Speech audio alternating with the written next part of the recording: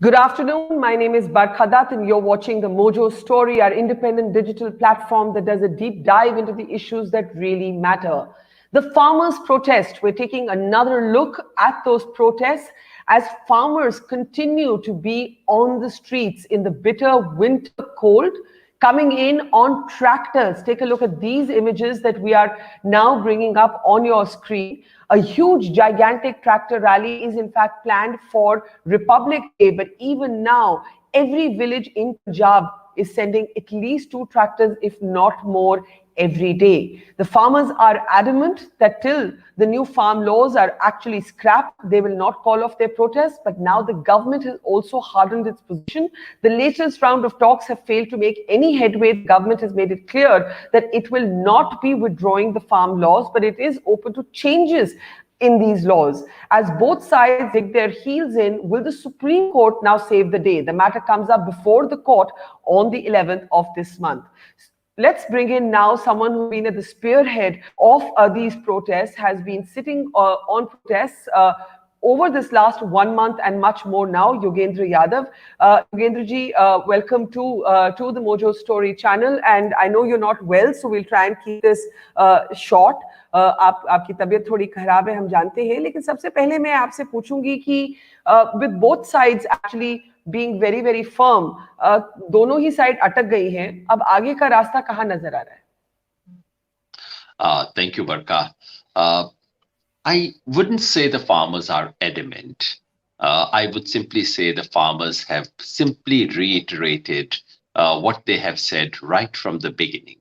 When we came to Delhi, the one and the only thing we said was repeal these 3 laws. The government said they wanted to talk to us. They held 6 rounds of negotiations after we arrived. 2 happened before that.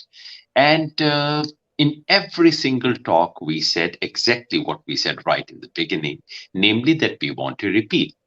The government said every time, especially in the last 3 rounds, government said, okay, oh, you really want repeal? Okay, give us a few days. We'll get back to you. We have to do some consultations.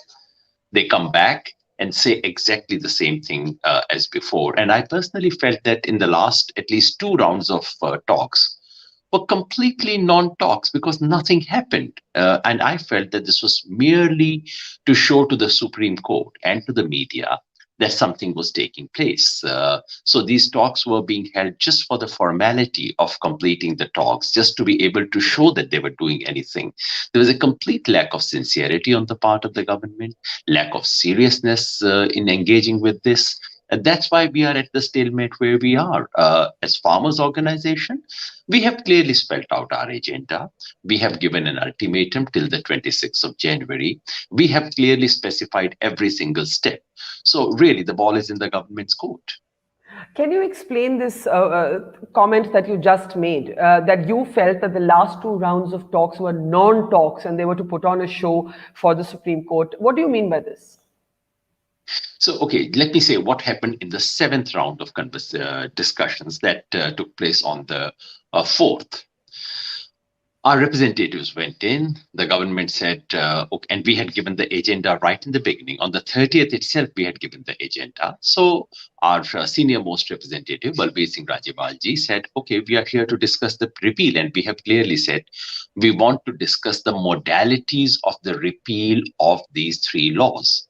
We do not want to discuss the merits or demerits because we have done that enough several times. Let's not do that again. And frankly, the government felt that they were not in a mood to discuss the modalities. They should not have called us for the talks. The government said, okay, yeah, really. Then the ministers went in a huddle. The ministers came back and said, you really want a repeal? Aapko sachmuch radd karwane hai. Now this is, Barkha, this was the 7th round of conversation. And our message can be summarized in 7 words. And this incidentally was also 7 months since the bills came into the ordinance came into existence on the 5th of June. Our message was, 3 kisan virodhi kanuno ko radd karo. As you can see, 7. The government was not was not able to appreciate even these 7 words, and the talks ended by ministers saying, oh, really, you really want repeal and nothing else? Okay, then we have to do some consultations. Then in the eighth round, which happened yesterday on the 8th, they come back and said, we have done some consultations, we have consulted governments, and majority of state governments feel that these should not be repealed. Now, incidentally, these majority of state governments are BJP governments. There are many state governments which have asked for repeal, state assemblies which have passed resolutions. The government comes back and says, but we cannot repeal. Once again, our people say, okay, why did you call us for talks then? You don't seem to be serious. If you think that anything except repeal can be discussed, repeal is not on the table, then frankly, we should not have been invited for the talks. So the entire charade was carried over once again. And the only conclusion you can draw is the following, that at least for the last 1 month, the entire thing is being done, this letter diplomacy, writing love letters. Frankly, Barkha, after the 5th of December, when the government said we can do a few amendments and no more, and our people rejected it there and then. After 5th of December, nothing has moved. And the government is simply interested in carrying on this charade of talks, writing letters, writing proposals, just reiterating exactly what they said on the 5th of December, which they knew we had rejected there and then. So the only conclusion I can draw is that the government wanted to put up a show of dialogue and conversation. The government wanted to show in the public domain that they really were interested in discussion and talks, and not get on to any serious talks, because talks involve listening, they involve give and take, they involve at least sharing what the other party is saying. This the government doesn't seem to be doing at all. Okay, the same question is also for the farmers. For example, if I can just take this question now on my screen, we have a question for you saying, what is there to talk about if the only demand is to repeal? So like you say that the government is being stubborn and not moving from its position, the same criticism could be made of the farmers' unions कि बातचीत का मतलब है बीच का रास्ता ढूंढना. Two things, Barkha. We said we are open to any modality. We said the only thing we would discuss is modality for the repeal, and there can be several modalities, more than one. We said we are open to any mechanism for the legal guarantee of MSP, and as you know, there can be 10 different mechanisms for giving legal guarantee of MSP. Yeah. We said we are flexible, we are open, we want to listen to the government, let the government put something on the table, and we would respond constructively. Unfortunately, the government doesn't do that at all and simply goes on repeating what they said on the 5th of December. Incidentally, one more thing about Beach Ka Rasta, Barkha. This was meant to be a gift for the farmers. So, Barkha, if I want to give you a gift and you say, Baba, I don't want it, I don't like it, take it back. I can at the no, Barkha, take another look. This is really nice. You really need it. And if after that you say, no, thank you, Yogendra, I really don't want it. Please take it back. After that, can I say, Nene, beach ka rasta nikalte? Now you are being very stubborn, Barkha. Does that work? Is that the ethics of gift? Or was it not a gift at all to begin with? The Prime Minister said this was a gift for the farmers. Well, does that look like a gift? Or was it meant to be a gift for someone else? And farmer's name was written on it just to deceive? Let me ask you another question.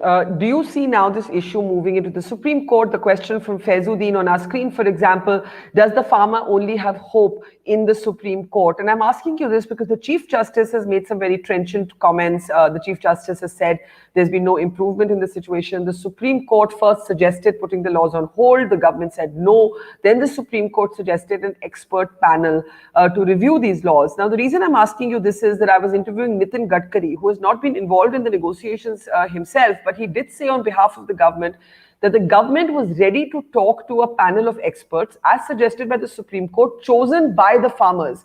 Do you think this could be a possible route for a solution? No, Barkha, not at all. But let me begin by saying that I'm really grateful to the Supreme Court for some of the concern that it has shown for the farmers. And the order dictated by the Supreme Court last time before the vacation, which said, look, farmers have democratic right, they're exercising it in a non-violent way, and there's no way they can be prevented from doing so in this country. That's a great judgment. It recognizes the basic right of the people. So nothing against the Supreme Court, but I would just wish to point out the following. Number one, farm unions have not gone to the Supreme Court. They have been impleaded by the court, and That's we an are important required to point. respond. Yeah. But Yeah. we did not go to the court at all. Number one, it's a Yeah. petition, it's a frivolous petition filed by mischievous persons, which asked for eviction of farmers. Number two, uh, not even those petitions have asked the Supreme Court to come and mediate. No one has approached the court for mediation. Number Mhm. three, the Supreme Court itself has said more than once, latest being the Central Vista case, that we do not interfere in policy matters. The Supreme Court is here to say whether something is constitutional or otherwise, whether something is a good policy, and that too in agriculture economics, which is a very technical subject, something which requires deep understanding of farming, agriculture, and ground realities. The Supreme Court has repeatedly said, it said in two of the agriculture related petitions, one of which was our petition. The court said, no, thank you. Getting into these policy matters is not our business. So in that case, I suppose the Supreme Court itself has laid down that it doesn't want to get into these things. And I really do hope that the Supreme Court will not get into forced mediation when not asked for, when not required. But then what do you expect, before I take the next question from the live stream, when this matter comes up before the Supreme Court, and you're right to point out that you were taken to the court and you didn't go to the court. Now at this juncture, with the government saying, Rad nahi honge kanun, I'm sure now you're looking towards the Supreme Court for intervention, are you not? Well, I'm really hoping that the Supreme Court would reject these utterly frivolous applications, petitions, which ask the farmers to be evicted. So clearly, I think our lawyers, we have Mr. Dushyant Dave, Mr. Prashant Bhushan, Colin Gonsalves, and Shri Fulkaji, a panel of four. I'm sure they would go and ask for dismissal of these frivolous petitions. As for Supreme Court doing mediation, I mean, Barkha, this is an extraordinary suggestion coming from the executive. So here is a government which is holding dialogue with the farmers. And in the middle of the dialogue, it says, well, let the Supreme Court sort it out. Sort out what? Supreme Court can only rule about the constitutionality. So is the government passing on its own responsibility? Is the government saying, while we are holding the dialogue and while we fix the next date on the 15th, but we really don't think we are going to do it, so let someone else do it? What is really happening? Why is the executive so keen to pass on the responsibility to the judiciary when the government itself has said that such matters must not go to the judiciary? Something is fishy, isn't it?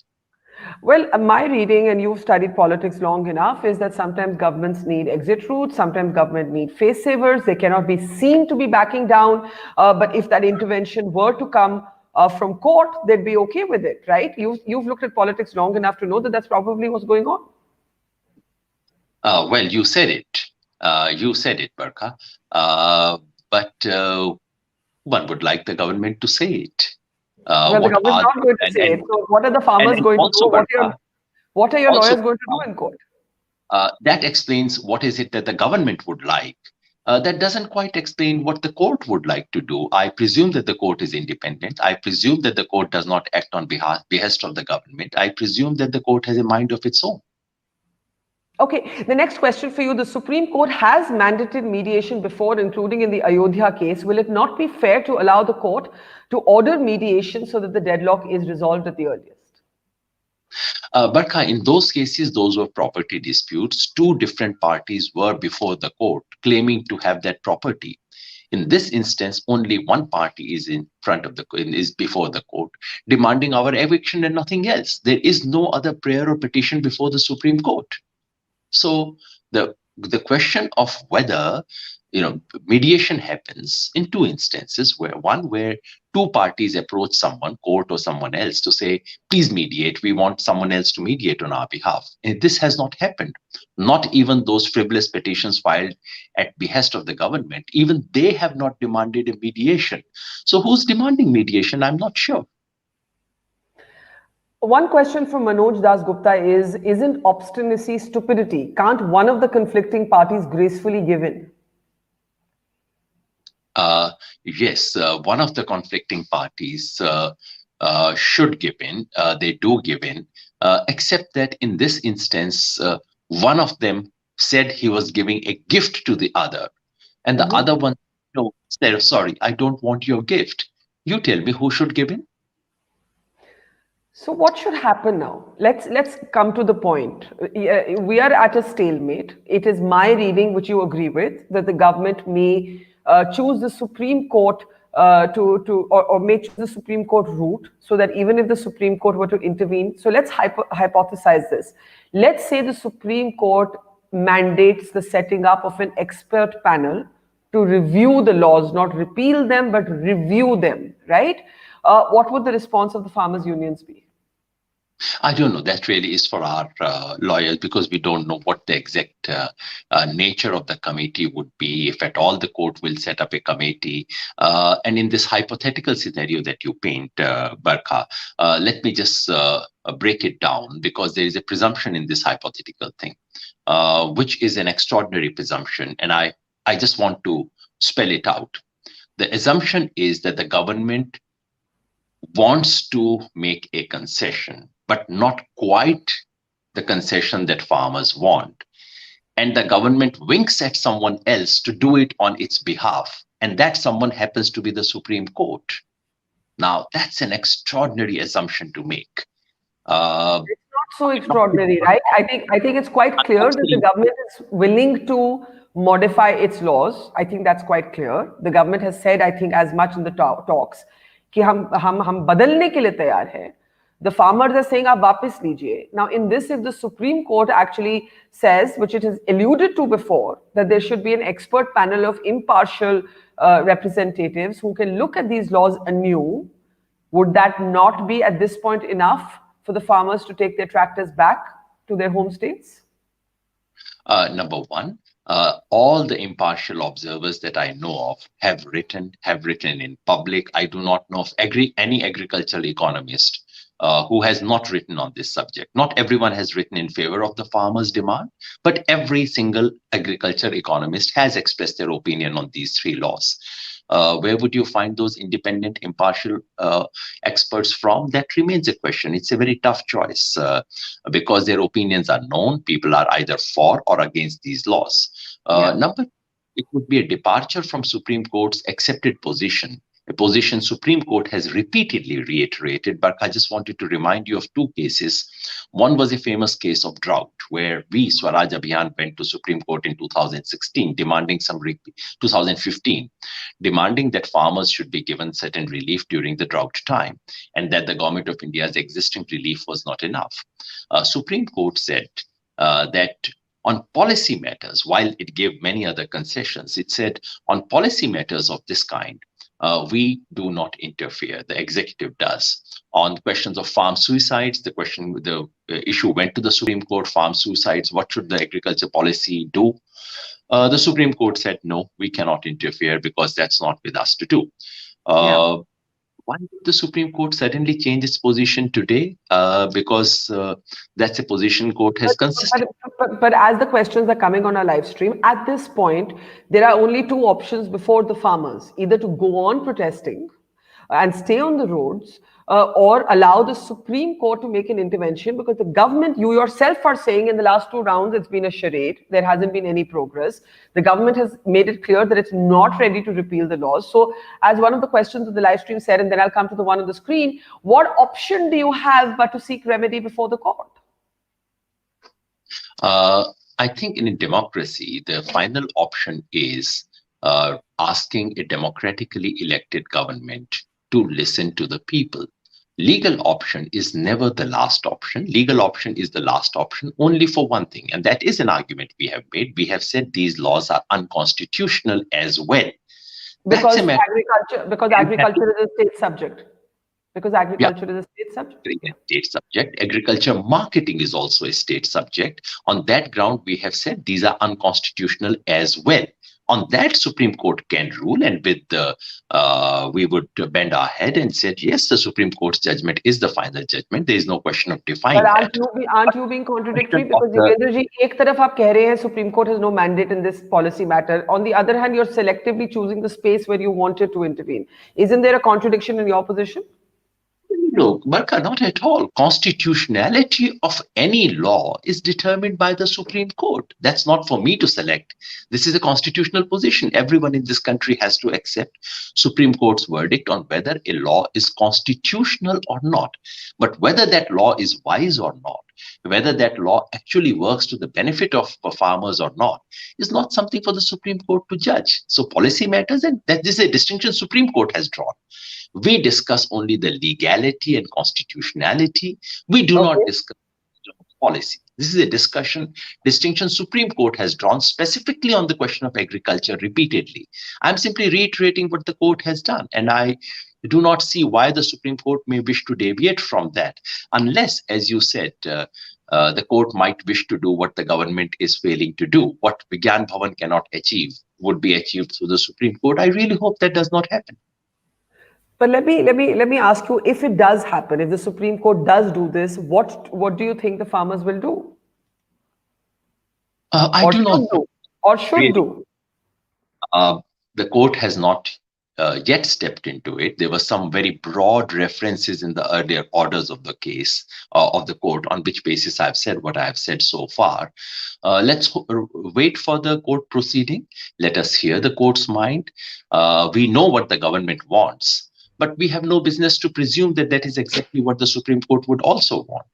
So let us wait. Let's wait for the court's orders, and our team of lawyers would take a position on that. We are very clear. This is a democratic contestation.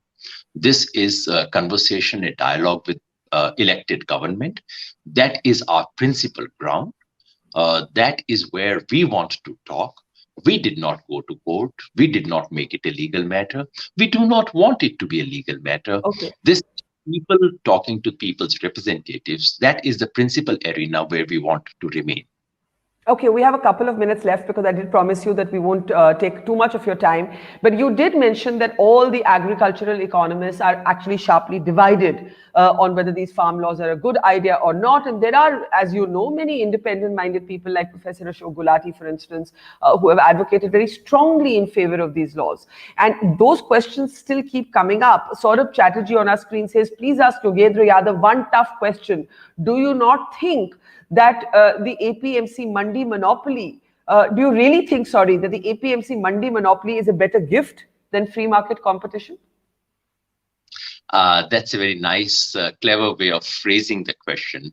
My answer to my friend is, I do not think APMC actually has a monopoly. I would like to tell my friend that 70% of agriculture marketing in this country already takes place outside the APMC. So the APMC so-called monopoly is probably on some piece of paper. It doesn't exist. Farmers are free even today to sell where they want to. The real issue, my friend, is not APMC monopoly or non-monopoly. The real issue is absence of APMCs for about 70% of the country. The real issue is that farmers need regulated primary markets, which we don't have access to. Go to East UP, go to Bihar, go to Bengal, go to parts of Chhattisgarh. Chhattisgarh has improved over the years. Go to half the country. They don't have primary regulated markets. That is, so the real gift the farmers need are more regulated market, not the promise of an unregulated private market. That is something which economists, agriculture economists have repeatedly said. Why can't farmers be given what they need most? Okay, the last question from our audience. Will shifting the mandi or the running of the APMC or the MSP decisions, suppose these are shifted from the center to different state governments, for state governments to make their own state-specific decisions, will that be a compromise that is acceptable to protesters? I like that idea. I like the suggestion. I would just spell out the implication of what you are saying, my friend. The person who's that state decisions, they should be shifted to the states. And that is exactly what the Constitution of India says. Agriculture is a state subject.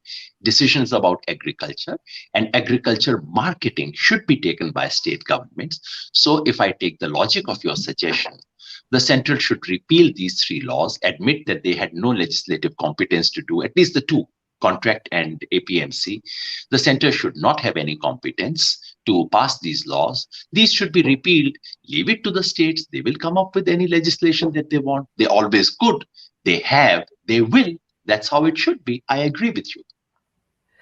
So where do we go from here, Yogendra ji? We're still left with that question at the end of this conversation. And, if you're going to say, ask the government, we have asked the government.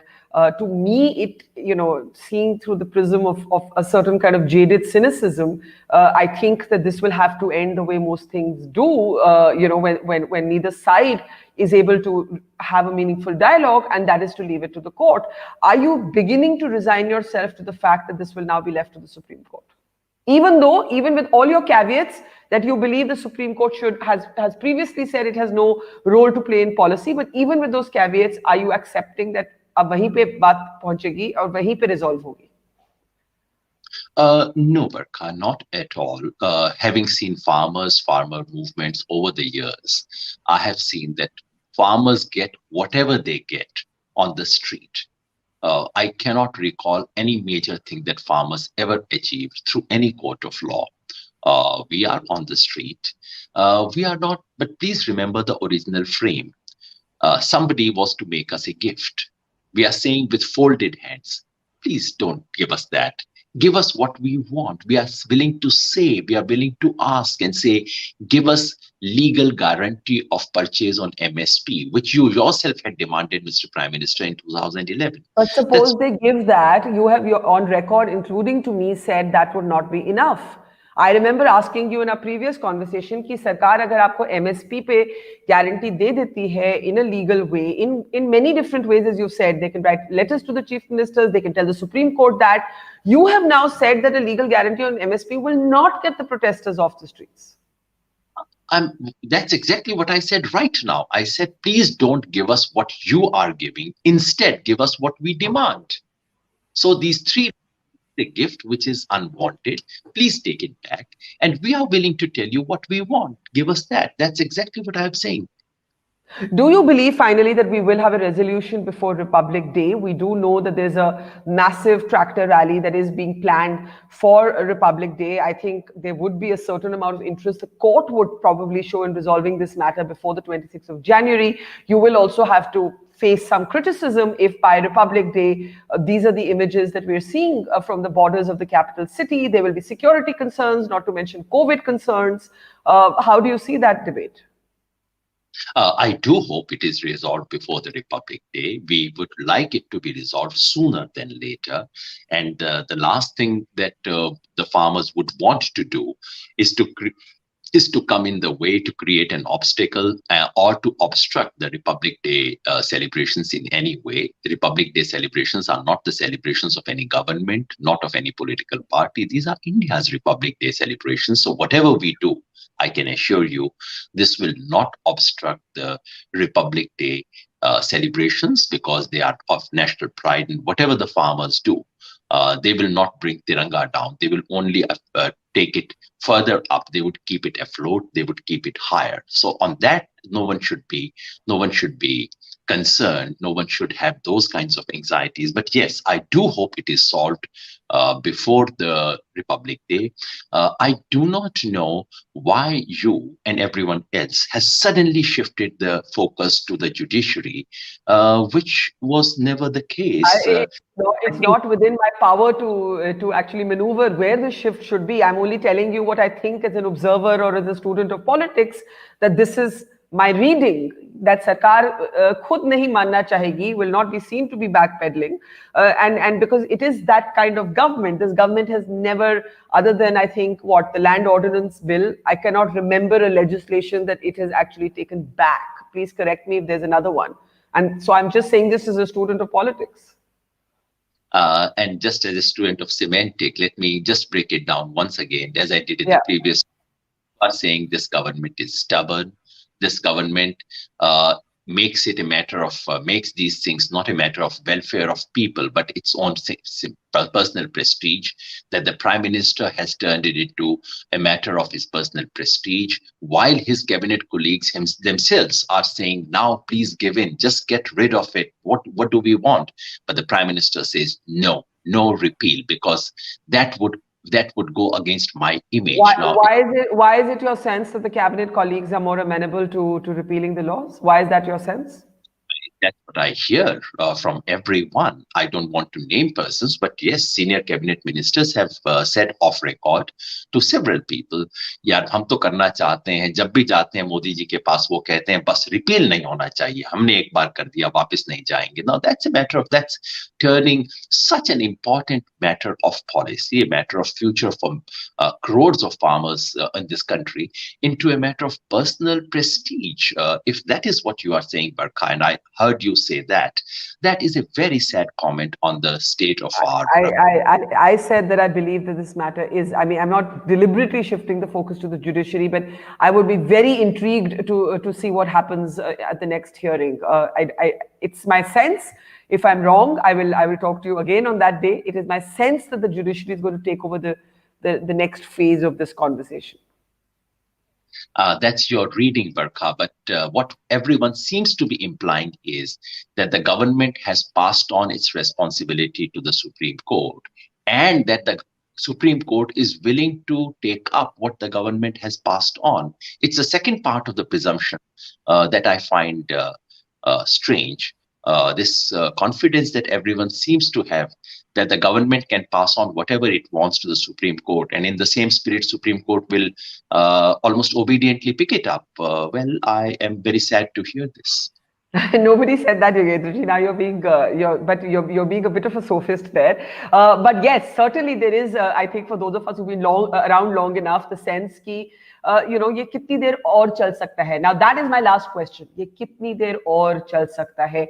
मैं कई बारी जा चुकी हूँ. I've covered and reported from the ground at the farmers' protests. उनसे जब मैं पूछती हूँ, one of them told me, या सरकार जाएगी या हम जाएंगे. अब तो ये वहाँ पे, it's a do or die battle. But beyond the rhetoric, there are people saying, how long can this go on? What would your answer be to them? If it is a question of resolve of the farmers, you have been there, and I'm there all the time, except today when I'm sitting at home. Yeah. Farmers are prepared for a very long battle, because they know that this is do or die, because they know that this is not merely now a battle for 3 laws. This is about the future of farmers in this country. Do farmers matter in the Republic of India? That is the question now being asked. So farmers are in for a long fight, a long struggle. They know that they would have to pay some prices to safeguard the interest of their children, next generation. But they also do hope that something would happen sooner than later. So do I. Okay, we leave it there. Sorry, we promised to let you go in 10 minutes, but there were so many questions, and you've left us with the operative question. Do farmers matter in the Republic of India? We hope we will find the answer to that before Republic Day, and that's still a way off. Yogendra Yadav, thank you so much for talking to us, leaving us with many questions, many thoughts. We will take a close look at what happens in the court, where the farmers' unions also have 4 top lawyers representing them, and it should be instructive to see what actually happens there. Thank you, Yogendra Yadav, and we'll bring you back next week to follow up on this very important story. Thank you.